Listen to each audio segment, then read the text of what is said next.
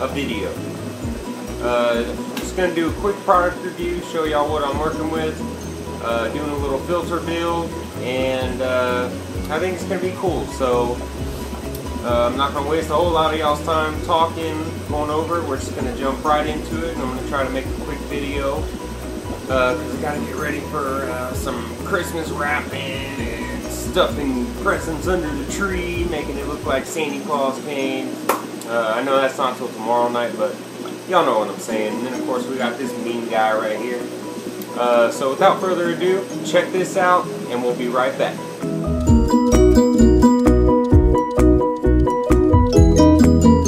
Alright guys, so here it is. This is the product I was talking about. This is CPR's BioBale. Got it online. It was about 16-17 bucks, so price point was pretty on point, no pun intended, but you know, you get 1 cubic gallon for that price, and that's really not bad, guys, considering for you know what you get a little over 32 cubic feet of surface area.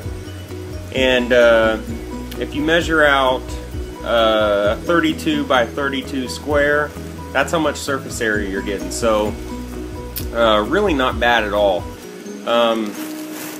This material reminds me of like the little burrs that you get whenever you drill PVC. It doesn't have any ridges on it, but it is a very rigid material.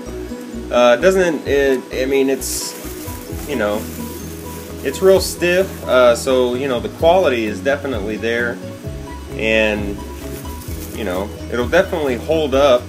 But if you need to break it, you don't need scissors. It just pops just like that. So definitely great product in my opinion. As far as how good it works, that I don't know yet. I haven't used it, but I'm going to show y'all the filter that I will be using it in. And give y'all a few tips of how to set a filter like this up. But say you know you want to put it in a canister filter, even an AquaClear 500, or nowadays they call it an AquaClear 110. You can see here, this is about all you need. So you're definitely getting a lot inside one. This is 1 cubic gallon, so you're definitely getting a lot of media inside this. So we're going to do another cut here, so watch this, and we'll be right back, guys.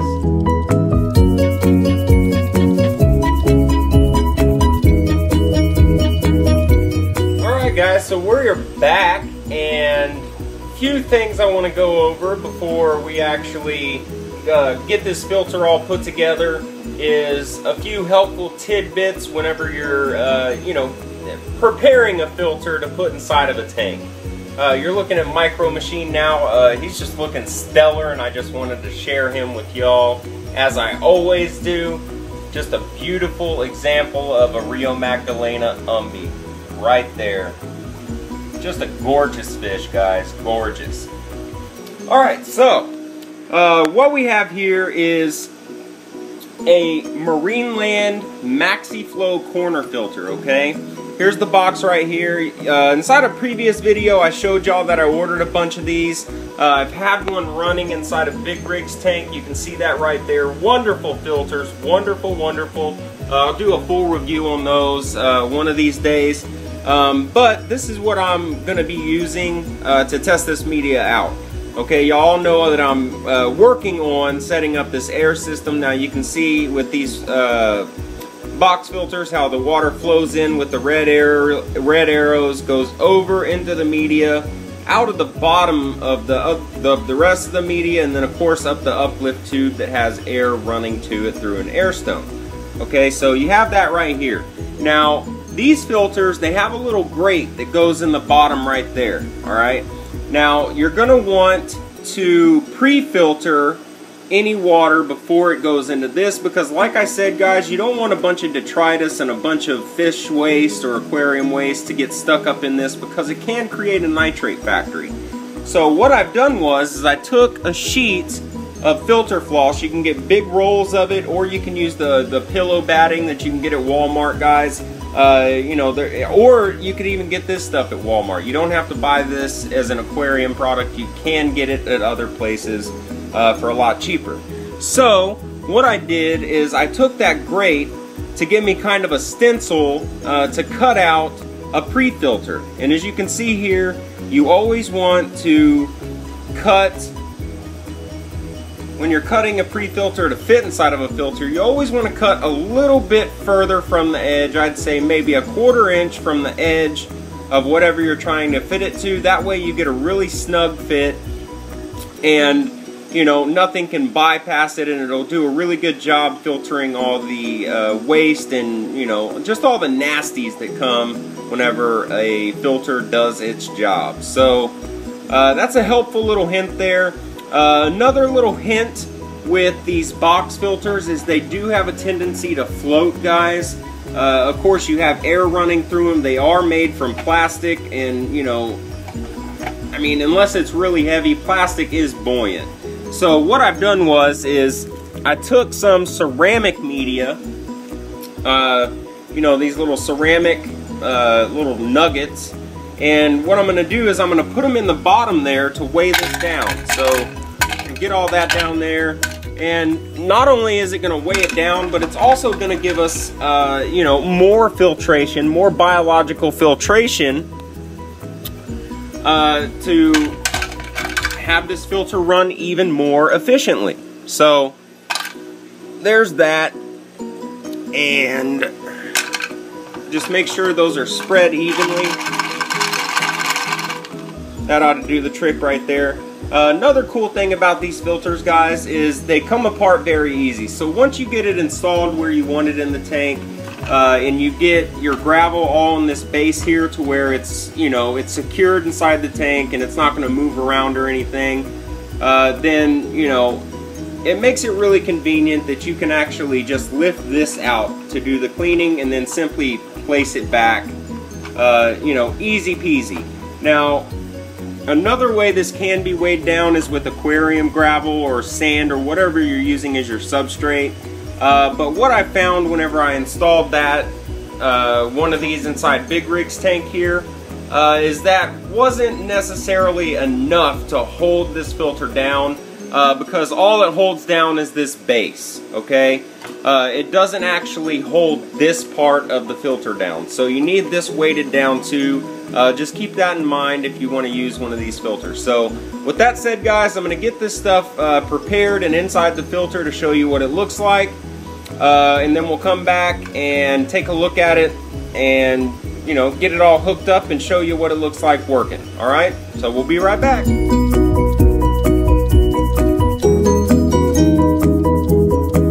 Alright guys, so we got the media all in there, and this is what we got. You can see how it fills all the corners in there. There's, you know, no looseness. You know, it's in there good. It fills all the corners. Water will hit every single bit of that. Of course, since it's a box filter, obviously. But, you know, that's what you want to do if you're putting inside a hang-on back or something like that. Now you can see inside the bottom I have that ceramic media. That's to weigh this actual box filtration part of it down, because it is a separate, you know, entity from the base here.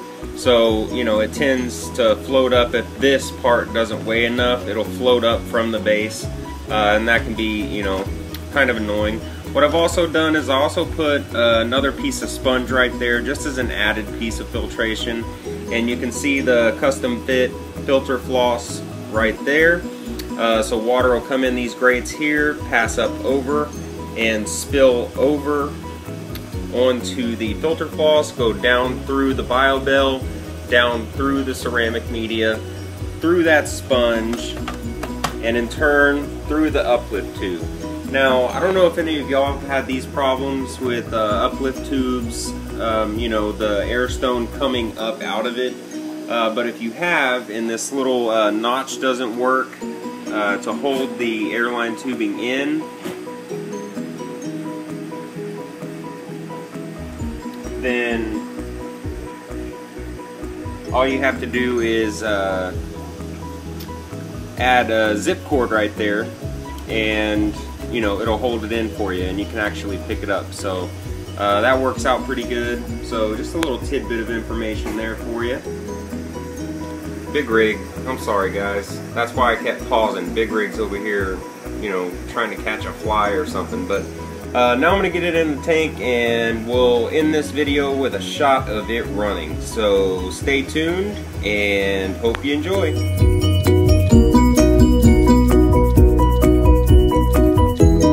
Alright guys, so it's in the tank now, working fantastic. And as you can see, water gets sucked in through those grates right there. With what I have inside of the filter, I'm not having any problems with the actual box itself floating up. Get a couple different angles here. You can see the grate just under the BioBell right there, right above the ceramic media. So water's going in this front part here, up, over, down through the filter mesh, through the BioBell, through the ceramic media, and then through that sponge in the bottom, and then of course out of the uplift tube. Have lots of flow coming through it. I just spliced it off of this, and the reason I did that is all the other lights in my fish room are off right now, so this is the only one I manually turn off the majority of the time anyway. So I wanted to get it in here just to show y'all what it looks like working, running, and what it looks like set up.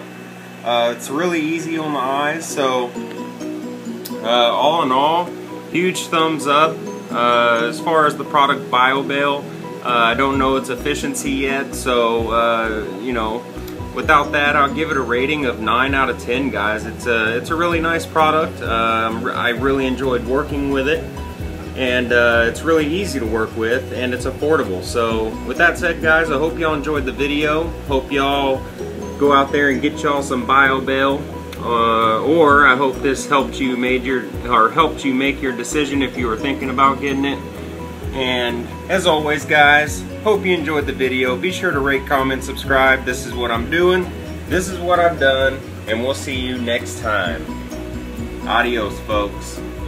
Happy fish keeping, and stay true to the hobby.